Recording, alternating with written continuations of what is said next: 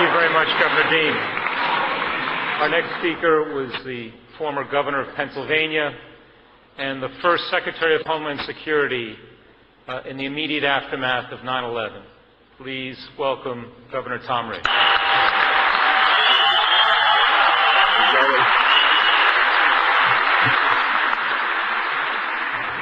Viva اشرف!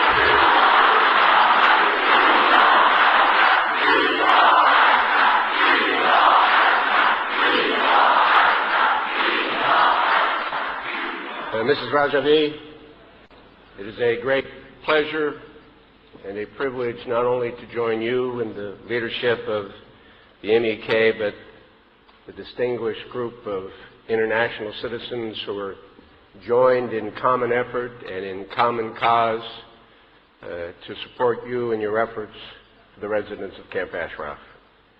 We appreciate your courageous, your principled leadership.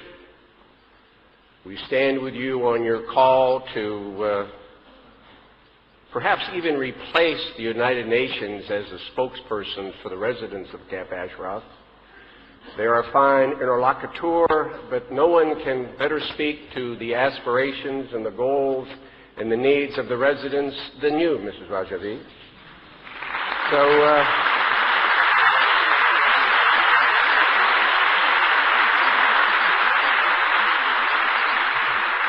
by the way, I think it's unlikely that the Maliki government will welcome you to Baghdad or even a neutral site. But if they do, get a large plane, because I think a lot of people in this audience want to go with you, including those here as well.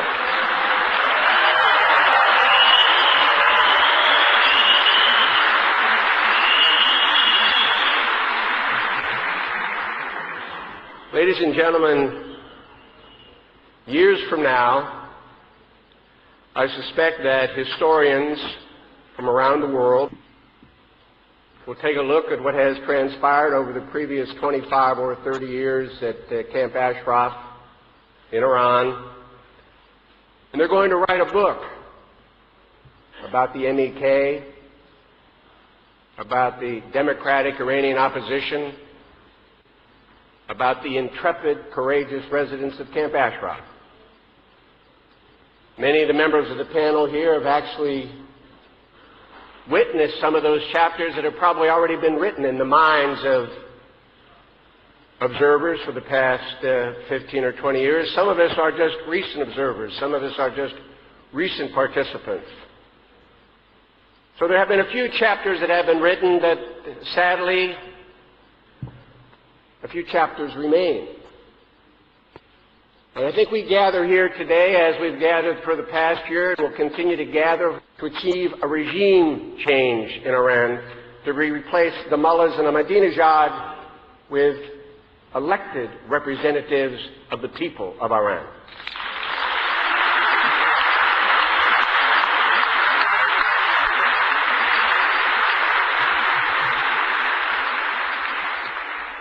We gather at this critical moment as these chapters are yet to be written, and I suggest for my purpose of my remarks today, there might be a couple of themes, at least in this next chapter, that I want the historians to pay attention to. The first theme they may want to write about is the deception that has occurred over the past 4 or 5 months in relationship to some of the negotiations, or all of the negotiations that have gone on, under perhaps the well-intentioned efforts of a lot of people involved, either from the United States or the United Nations, to today the very unsuccessful, timid efforts.